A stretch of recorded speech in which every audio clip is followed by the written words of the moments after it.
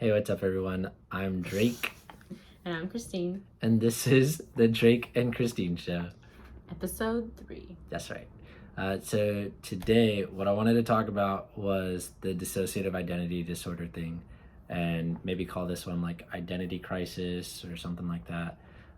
But did you get a chance to watch that video on that woman who was doing the TikTok thing? Yeah. Okay, cool. Wait, yeah, I think I showed you that, didn't I sent it to you yesterday. I? No, Right? but the actual original TikTok? Oh, no, I think I sent that one to you too. The woman who was like, you know why? Because it's on that liberal libs of TikTok. That's right. Yeah. So maybe you did watch it. You did tell me that you watched it before. Yeah. Okay, cool. Yeah. So basically, the video that we're describing was this woman who, well, she's like a teen, I don't know, young woman for sure, but she's saying that she's got multiple personalities and there's over 30 of them, and the majority of them feel like they are boys. And so she needs to change or get a gender reassignment surgery so that the majority of her multiple personalities can feel comfortable like they are a boy, even though she herself did not feel like a boy. She was definitely a girl, she said. Yeah. And so it was just super interesting because the video that we watched yesterday was someone breaking down, I can't remember her name, but she was breaking down how it is a common trend right now to for young teens basically to look on TikTok, some mental anxiety, mental disorder, or something like that, some mental health condition that we would normally be like, oh, you should go to a doctor for that. They'll see it, they'll self-diagnose, and they'll start making their own videos sharing their experience of it. And the reason why I wanted to bring this up, we've been talking about it like, here and there, but it's basically like, okay, kids these days right now are watching videos and seeing mental health disorders and then claiming that they have mental health disorders. And what we're seeing in a huge way is a huge spike of kids from because before this used to be such a rare thing, like maybe 100 people, I think that was the stat, was like 100 people in the 1950s were diagnosed with this disorder, right? Specifically dissociative identity disorder. Which used to be multiple personality disorder. Right. And then it was changed, the terminology of it was changed. But then now keeping me in the frame. Yeah. But now it's like, I don't know, 2% of the population it has this disorder, right? And it's become... Well, there's just more people, Drake. That's not how percentages work. I'm just saying, like, what the... I know. But think about that. Like, okay, there's an uptick in this. And one thing I remember watching in a documentary long ago, and I think it was in Century of the Self or maybe a different Adam Curtis documentary, but they were making this point that in other societies, in foreign societies, or foreign cultures rather, what a crazy person is really different than what a crazy person is in the Western culture, in Western society, right? And like here, a crazy person is someone who goes and shoots up a school. That is a crazy person, right? Whereas in some more tribal cultures, a crazy person is someone who starts to sharpen their teeth, and they start to like Would that be crazy here too? That would be crazy here too, but like the way that they act when they're crazy, people here don't generally sharpen their teeth when they go crazy. They do things that we see normally in our media. It's like there's a personality that is associated with crazy, and people start acting with it in the guidelines of that personality. It's very interesting. It's what I mean to say is it's not completely random. There's certain rules that even the crazy person is living by, and maybe those are rules that are they're unaware of, right, on the surface level. Yeah. But deep down, they're still like abiding by. Yes. exactly, they're still abiding by a program, which is super interesting, because what that tells us then is, okay, these kids that are going through this right now, there's a huge uptick, not just in these mental health disorders, but, okay, here's the part that gets us canceled. There's a huge uptick in children who are experiencing gender dysphoria, right? And you could say, well, before it was not accepted, and now it is accepted, and so, now it's just coming out more. But a more likely scenario is kids are easily influenced. Yeah. They're moldable, and they're being molded in this way, especially when you take the guide rails off, where you're no longer giving the child the understanding of what is a boy or what is a girl, or that these genitalia are associated, are male genitalia. I was going to say associated with male genitalia, but that's like the kind of terminology that they're using, right? And the distinction with that is super important, because, I mean, just look at it. If you're not giving your child that understanding, the major piece that kind of coincides with all these things is a child does not understand who they are. Yeah. And so they're easily influenced and will pick up and absorb all these other things. It's like they're trying on personalities. Yeah, and that's like not bad or necessarily like a problem in itself, because, but like I was saying earlier today, when I was a kid, growing up, like going through puberty was a very tough time of my life. Yeah. Finding your, like, even just throughout middle school, high school, even university, like those formative years of your life are in itself like stressful. And I know for myself, like I had very personal experiences that happened in terms of going through puberty and becoming a woman and all these things. Like that was very tough on me, and I would think things to myself like, I wish I was a boy, why am I the unlucky one that has to deal with this? I felt like I was being robbed of my childhood in a sense, right? Yeah. And but let's be a little bit fair about that. I mean, how much about puberty did you actually understand at that age? I mean, I was taught health classes, and I knew about it, but when like it's now happening to you, you kind of, of actually experiencing it was, you just don't know it until you kind of go through it, right? Yeah. And that's the thing, like my mom had taught me a bit, and she kind of had also guided me a little bit. But the thing is, when I was going through all that stuff in terms of like starting menstruating and all that kind of stuff, I was 10, and at that time no one in my class was going through that stuff. Yeah. You know what I mean? So it wasn't like, oh, I could I guess kind of relate to my friends. Yeah. I was the odd one out experiencing this, right? Yeah. So that's where it was also that kind of separation of feeling this I guess not dissociation, but like not wanting to accept who I was in a way. Okay, but another question is, did you know about self-forgiveness at that time? No, okay. Absolutely not. Yeah. And like the reason why I'm bringing this up is because, yes, in our society, it's normal to not know who you are, like at that age or during those stages, right? But there's also a lot of other things that are not normal that could be normal for knowing who you are, for like knowing, okay, what's the solution is actually knowing reality, right?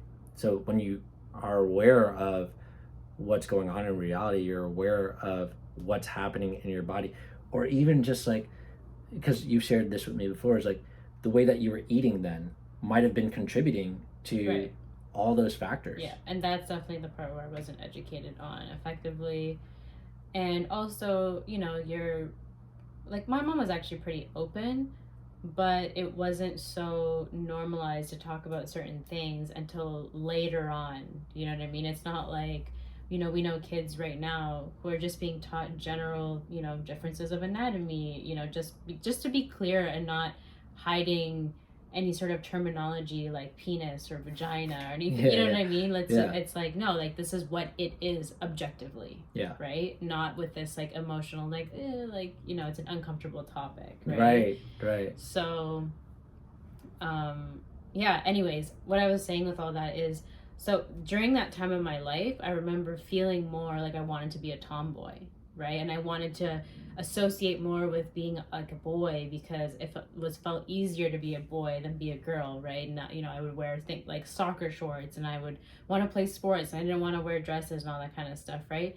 So it's what I'm, and there, not that to say like, oh, you have to not like those things in order to I guess change your gender or whatever, right? But it's almost like But definitely, it's not unique for anyone to experience those types of thoughts. Right. Yeah. But definitely today, it's like, oh, see, now we're open That's a to. sign of Yeah, like you can go all the way and change your entire gender Right. because of that. Whereas before, that was not acceptable. That's why people didn't do it. Right. But like that doesn't actually make sense. Right. Like just because you feel a certain way doesn't make it so, you know. And that's the oh, okay. That's the really like the key thing today.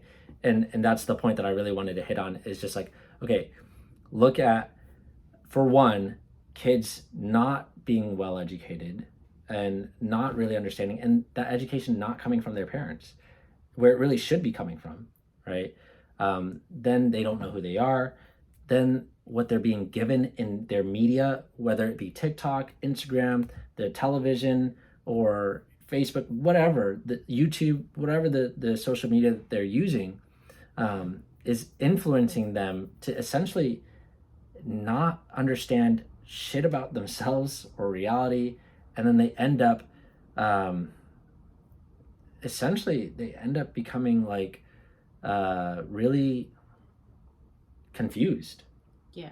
And which confusion just causes instability. Yeah. And you, and the thing is, the way that now we're taught of how to identify within yourself, like who you are, it's, oh, I'm just this way, this is who I have to accept, the way that I am, and I can't change it. It's something out of my control, and I just have to live this way. Yeah. Right? And people will argue, and you know, to say like, you know, I can't control it. Okay, sure, but to what extent are you actually investigating, like, okay, when did all these things start?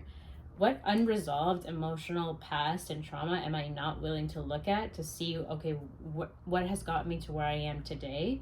Because you can't ignore all of the experiences that you've had in the past to then have these sort of like kind of very strong decisions and opinions about your, and beliefs about like you, right? It's not, there's no random chance. We live in a very cause and effect reality, right? And the problem is like we have very little education on that cause and effect reality, right? So Yeah. And that's just what people aren't willing to look at and not willing to consider. And honestly, it's like the small percentage of diseases, imbalances that could happen in your body that could be caused by a genetic factor is like less than 1%. Everything else is literally environmental, epigenetic onset of these certain things. Wow, that's huge. That's huge. There was one other point that I really wanted to make, and we'll probably talk about A Brave New World in a different video, because like we both read it, it's still fresh for us, and we're just like, wow, and we can make a lot of draw a lot of similarities between, you know, today and then. But one of the things is this separation of family structures. It's huge right now, this separation of family structures to make people feel better. And oh my gosh, you know where this is happening? In the BLM movement. The BLM movement is like, oh no, you don't need a family necessarily. You get raised up by the village. And so like they're trying to normalize it, because it's the reality that a lot of Black kids grow up with only one of their parents. It's usually their mother, you know, or they might not grow up with either of their parents. but a great majority of them, I think it's about over 70%, Yeah, over which is 75%, crazy. grow up without both their parents. And so, okay, that being said, uh, that is a huge point or a huge thing to dismantle, because that is where your first understanding of reality and this world comes from. We don't want to destroy that. I understand the reality, and yeah, okay, we can work with what we have here and make the best of it. Yeah, like it's not something to be normalized. Right. Like just because it's common doesn't mean it's right or normal. Right. Essentially, and that's what I find society right now is just trying to make okay. Is that, oh, just because the majority are going through it, yeah, this is the new normal. Yeah. Right, and it's just like, no, that's not actually accurate at Right. all, because people aren't actually living their best life. Yeah. People are suffering. Yeah. Right, and people now are just using anything they can to manage their suffering. Right. Yes. Yeah. Yeah. And so, okay, let's stop the suffering, and let's not just put a band-aid on it, but let's actually stop it. And that's what we're doing in the groups that we're a part of, in Self Perfected, with the tools that we're using with TechnoTutor, and the people that we're associated with. Like, that's exactly what we're here to do. Is, okay, let's actually get aligned with reality, how the world actually works, how we ourselves actually work, how our bodies work, how our emotions work, how all of this works, how our mind works. And then not just understanding it, but okay, well, now that we understand it, we can make changes so that we can get the things that we actually want out of life, right? How important the family actually is. It's interesting because I don't know for you, but for me, I was not aware of how important family actually was until I started learning about reality, and how we learn things, and how kids are informed, and how they are influenced, and how they grow. And like, oh wow, learning all those things really helped me to understand that I want a family for my children. And I want to support them in the very best ways, because that has a huge impact on society at large. Yeah, exactly. Yeah. So let's wrap it up here. Hey, if you're considering what we're saying, like, okay, well, I see the problem as far as how kids are manipulated, how they're influenced, not really sure what to do about it, or would like to see a solution to it, reach out to us. We'd be happy to share the groups that we're a part of, and so that you can see for yourself, like, oh, a really clear, practical solution, because that's what we're here to do. We're here to make a difference, not just in our own lives, but in the world at large.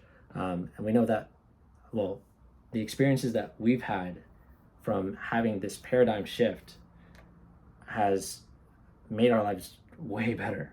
Mm-hmm. And and just like, I mean, not just that, but like actually seeing how people can actually really change in a very practical way. Yeah. And not in this like, oh, I'm just feeling better within a moment, and but I'm just waiting for that trigger to come up again. And just repeating the same cycles, or just patterns. Avoiding a trigger on purpose, right. and making your whole life about avoiding your triggers. Exactly. It's like, no, really practical on how you can face yourself, and it's not necessarily easy, but it's very simple in the steps that actually you need to take in order to do that. And then really part of that bigger solution is, okay, what world do we actually want to leave behind for our children, for people that are having children? Because that's a part of us just evolving within humanity, right? And right now I know a lot of people don't want to have kids because they're like, well, look at the state of this world. This is a cold and dark place, and things are just getting worse and all this kind of stuff. But I mean, with the amount of people right now, like, people aren't going to stop having children. I know we want to have children really soon. So it's like, what world are we willing to stand up for and leave behind? Because I'm not just going to sit here and make excuses as to, well, I'm just going to accept things just the way that they are. Yeah, because like having that kind of view, it's a really pessimistic view. It's like you've just given up on the world essentially. Yeah, and you're just accepting things for the way that they are, and as if like nothing can change, Right. right? And really deep down, at the core of, if people are being really self-honest with themselves, people want to change within, like, change in the sense of their own life, and also see the world change to be an actually really fun and better place to be and to experience, because there's so much greatness to experience within this world, right? But right now it's we're being bombarded with just like war, or having to survive because you need to go work a job that you don't really like, and people not being able to maintain relationships that they really like, right? Yeah. Or having really destructive families, and then that's why they don't want to have a family themselves, like, and it's just really just chaos, Yeah. honestly, Yeah. right?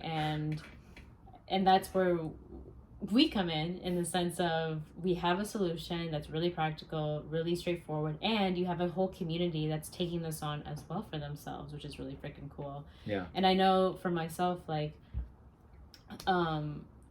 during the, like, 2020, when the pandemic happened, I was really in a place of, I was like, there is no hope for humanity. Like, we are done. This is it. Life is over. Like, what is the point of living, almost, right? I'm sure a lot of people felt that way. Yeah.